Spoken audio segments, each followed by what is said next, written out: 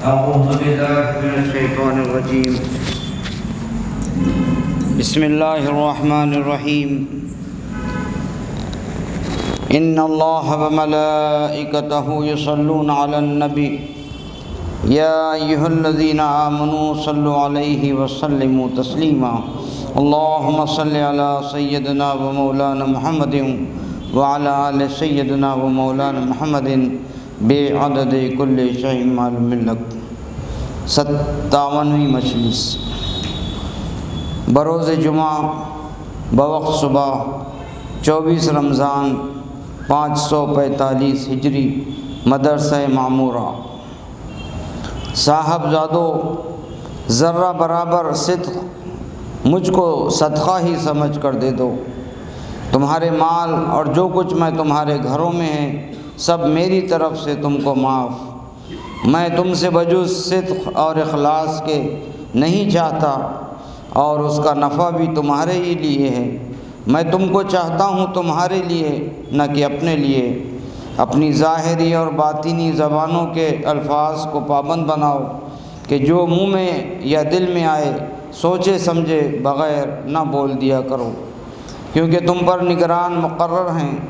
فرشتے تمہارے ظاہر کی نگرانی کرتے ہیں اور حق تعالیٰ تمہارے باطن کی نگرانی فرماتا ہے. اے وہ شخص جو محل اور مکانات تعمیر کراتا اور جس کی عمر دنیا کی عمارت میں ختم ہو رہی ہے، نیک نیت کے بغیر کوئی چیز بھی مت بنا کہ دنیا میں تعمیر کی بنیاد تو نیت صالحہ ہی ہے. تیری تعمیر تیرے نفس اور تیری خواہش کی خاطر نہ ہونی چاہیے.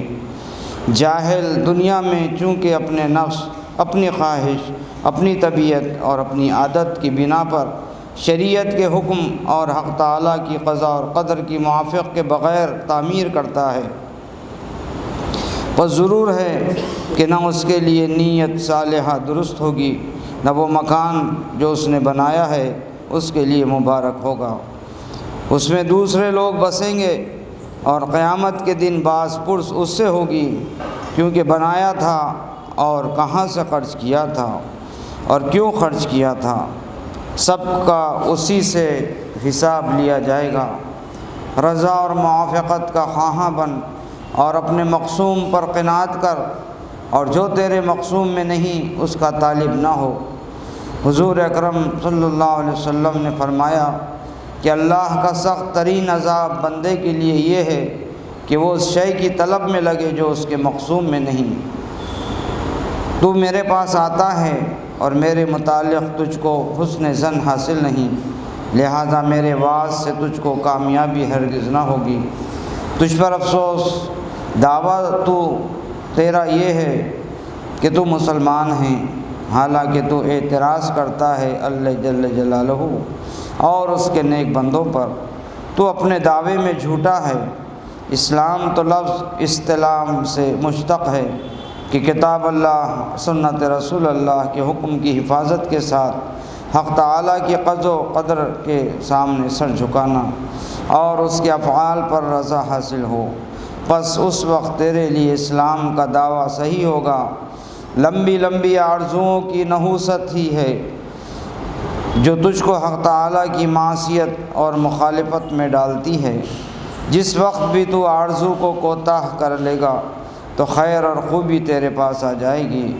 اگر تو فلاح چاہتا ہے تو اس نصیحت کو پلے باندھ. مسلمان کی تو یہ شان ہوتی ہے کہ تقدیر جب اس کے پاس کوئی چیز لاتی ہے تو یہ اس کو شریعت کے موافق اور رضامندی کے ساتھ اس کے ہاتھ سے لیتا اور اسی پر راضی ہوتا ہے. نہ اس کے لیے نفس باقی رہتا ہے، نہ خواہش، اور نہ اس کی طبیعت رہتی ہے، نہ شیطان. اور اس سے میری مراد یہ ہے کہ ان کے مقابلے پر اس کی اعانت کی جاتی ہے کہ سب مغلوب بنے رہتے ہیں. یہ مطلب نہیں کہ وہ بالکل ناپید ہی ہو جاتے ہیں، کیونکہ انبیاء علیہم السلام کے تشریف لے جانے کے بعد معصوم و بے گناہ ہم میں کوئی بھی نہیں، البتہ اتنا کہ مسلمان کا نفس صاحب ایمان، اس کی خواہش مغلوب، اس کی طبیعت کا جوش بجھا ہوا اور اس کا شیطان مقید رہتا ہے کہ اس کے ہاتھ اس سے کچھ بھی نہیں آتا۔ وہ اس کی تلاش میں گشت لگاتا ہے مگر اس کو پاتا ہی نہیں، لہذا وہ گناہوں سے بالکل محفوظ رہتا ہے۔ توکل میں سبب کے ساتھ ٹھہراؤ نہیں ہوا کرتا، اور توحید میں نفع اور نقصان کے متعلق کسی پر بھی نظر رکھنا نہیں ہوتا۔ تو بالکل نفس، بالکل خواہش اور بالکل عادت بنا ہوا ہے۔ تجھے توکل اور توحید کی مطلق خبر نہیں۔ اول تلخی ہے، اس کے بعد مٹھاس، اول شکستگی ہے، اس کے بعد بندش، اول مرنا ہے، اس کے بعد زندگی، اول ذلت ہے، اس کے بعد عزت، اول تنگ دستی ہے، اس کے بعد تونگری، اول ناپید ہونا ہے، اس کے بعد وجود پانا، مگر کون سا وجود؟ وہی جو ذات حق سے ہو، نہ کہ تجھ سے۔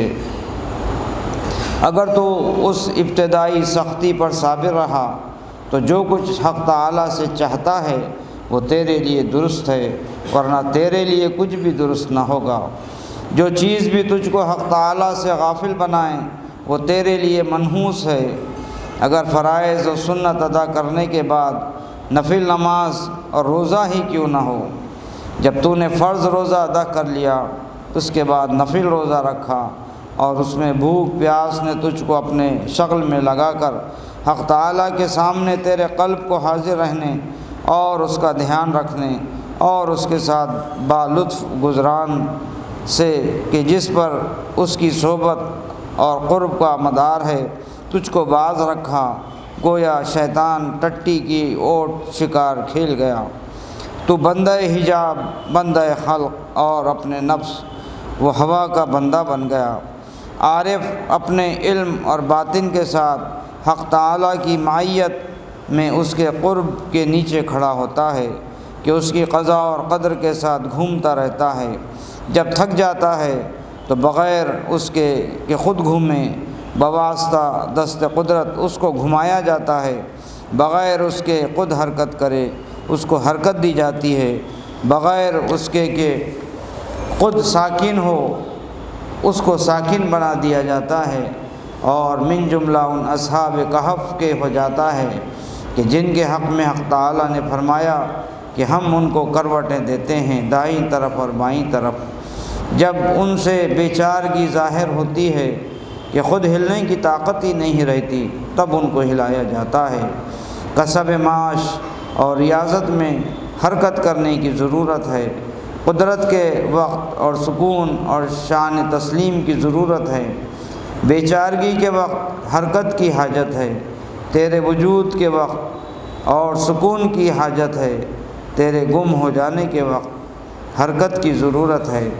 شریعت میں کہ اس پر عمل میں جد و جہد کرے، اور سکون کی ضرورت ہے علم میں کہ جو قضا اور قدر علم الہی سے صادر ہو رہی ہے اس کو خاموش بیٹھا تکتا رہ، تیرا نفس اسی وقت درست ہوگا جب تو نفس و خواہش اور طبیعت اور ساری مخلوق سے نکل جائے۔ مخلوق کا پابند مت ہو، کیونکہ تیرے رب کے سوا نہ کسی کے ہاتھ میں تیرا نقصان ہے، نہ تیرا نفع اور نہ تیری روزی۔ سدا اسی کی طاعت اور امر و نہی میں لگا رہے کہ اللہ تعالیٰ کے سوا کوئی شے بھی تیرے ہاتھ میں باقی نہ رہے، پس تو ساری مخلوق سے زیادہ تونگر و معزز بن جائے گا، اور آدم علیہ السلام کی مثل ہو جائے گا کہ ساری چیزوں کو ان کے سامنے جھک جانے کا حکم ہوا۔ اور یہ عام مخلوق بلکہ بہتر خواص کی عقلوں سے بھی باہر بات ہے۔ پس چونکہ طاعت حق کی وجہ سے وہ شخص آدم علیہ السلام کا ذرہ اور من جملہ ان کے خلاصے کے ہے، لہذا اس کے ساتھ تعظیم کا وہ معنوی برتاؤ کیوں نہ کیا جائے جو اس کے ساتھ صورتاً کیا گیا تھا۔ اے کم علم، اول علم دین حاصل کر، اس کے بعد گوشہ نشیں ہو۔ اللہ والوں نے علم سیکھا، اس کے بعد بحیثیت قلوب مخلوق سے یکسو ہوئے کہ ان کے بدن تو مخلوق کے ساتھ رہے، مخلوق کی اصلاح کے لیے اور ان کے باطن حق تعالیٰ کے ساتھ رہے، اس کی خدمت اور اس کی صحبت میں، بس وہ ہیں بھی اور نہیں بھی کہ تعمیل شریعت میں تو مخلوق کے ساتھ ہیں اور اپنے قلوب سے ان سے دور اور سب چیزوں سے الگ ہیں۔ شریعت کو مضبوط تھامنا ان کا ظاہری شکل ہے کہ جب کبھی ان کے دین کا کپڑا میلا ہوا تو انہوں نے اس کو دھویا اور پاک کیا اور معطر بنایا، جب کبھی وہ کسی جگہ سے پھٹا تو اس میں پیوند لگایا اور اس کو سیا۔ وہ مخلوق کے سردار ہیں جو ان میں سب سے ادنا درجے کا اور گویا ذرہ ہے، وہ بھی اٹل پہاڑوں کی طرح ہے۔ ان کے قلوب اپنے رب کے ساتھ ہیں، وہ اس کے سامنے پڑے ہوئے، اس کے دھیان میں لگے ہوئے اور اس کے علم کے سمندر میں ڈوبے ہوئے ہیں۔ بار الہا اپنا ذکر ہماری غذا بنا دے اور اپنا قرب ہماری توانگری بنا دے، آمین۔ تو مردہ دل ہے اور تیری صحبت بھی مردہ دلوں ہی کے پاس ہے۔ زندہ صاحبان شرافت ابدال کو اختیار کر، تو گویا قبر ہے کہ اپنی جیسی قبر کے پاس جاتا ہے، مردہ ہے کہ اپنے جیسے مردے کے پاس آتا ہے۔ تو لولا اپاہج ہے کہ تجھ ہی جیسا اپاہج تجھ کو لے کر چلتا ہے۔ تو اندھا ہے، تجھ جیسا اندھا ہی تیرا رہبر ہے۔ صحبت اختیار کر صاحبان ایمان اور یقین اور صالحین کی، اور ان کی نصیحت پر صبر کر اور ان کو مان اور ان پر عمل کر، یقیناً فلاح پائے گا۔ مشائخ کی بات سن، اور اگر اس کو کوئی چیز دی جاتی ہے تو اس کو دوسرے کے لیے لیتا ہے، نہ کہ اپنے لیے۔ اس کا قلب موجودات اور جملہ صورت والی چیزوں سے صاف ہو چکا ہے۔ بخل تو وہ کرے جس کے پاس مال ہو، اور صوفی کی تو ساری چیزیں دوسرے ہی کی بن گئی ہیں، پھر وجہ کیا کہ دوسرے کے مال میں بخل کرے۔ نہ اس کا کوئی دشمن ہے نہ کوئی دوست، نہ اس کو تعریف و مذمت سننے کی طرف توجہ ہے، نہ وہ عطا و منع اور نفع اور نقصان کو غیر اللہ کی طرف سے سمجھتا ہے، نہ زندگی سے خوش ہوتا اور نہ مرنے سے غمگین۔ اس کی موت جس کا اس کو غم ہے، حق تعالیٰ کا ناراض ہو جانا ہے۔ اس کی زندگی کہ جس کی اس کو مسرت ہے، حق تعالیٰ کی خوشنودی ہے۔ اس کی وحشت جلوت میں ہے اور انس و راحت خلوت میں۔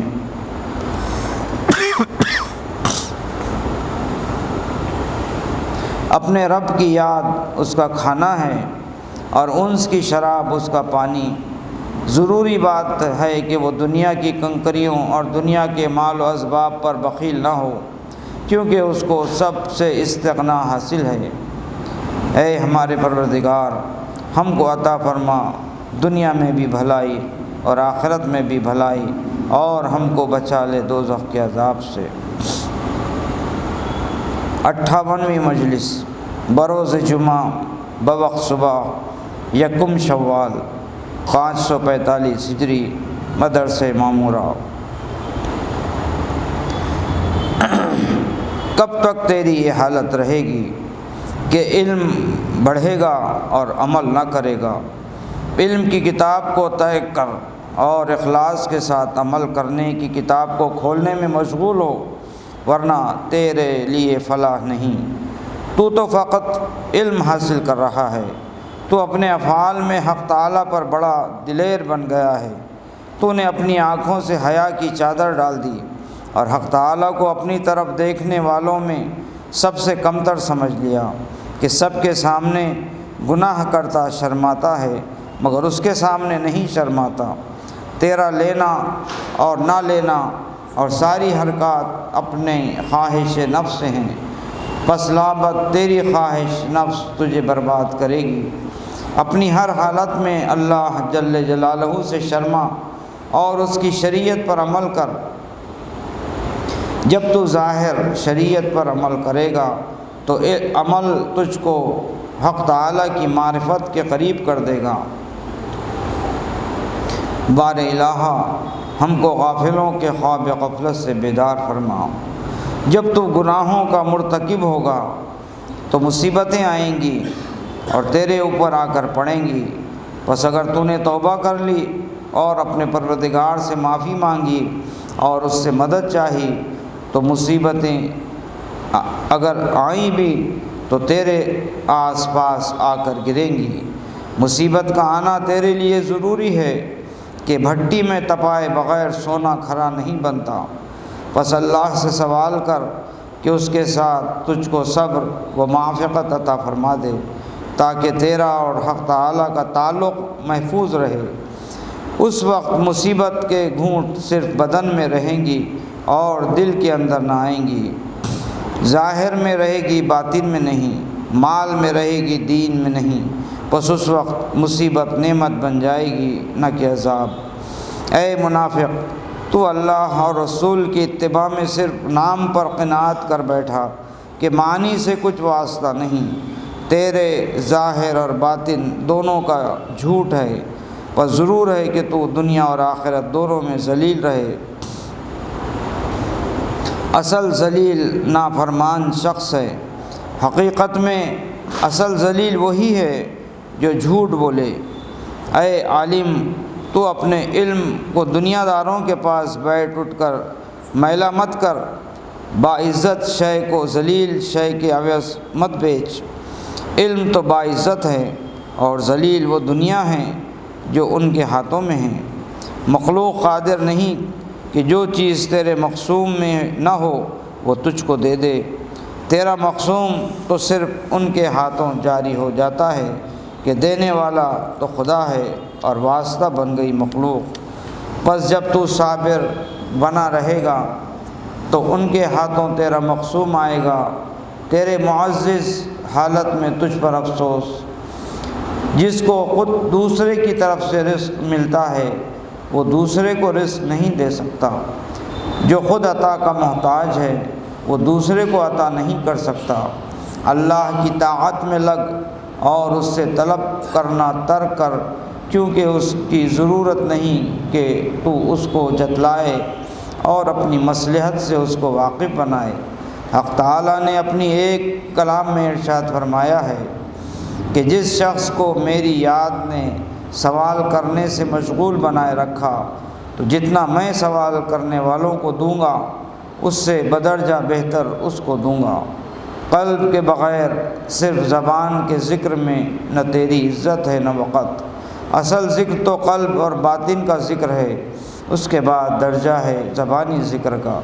جب بندے کے لیے حق تعالیٰ کی یاد صحیح ہو جاتی ہے تو حق تعالیٰ اس کو یاد فرماتا ہے۔ چنانچہ ارشاد فرمایا کہ تم یاد کرو مجھ کو، میں یاد کروں گا تم کو، اور میرے شکر گزار رہو اور ناشکری مت کرو۔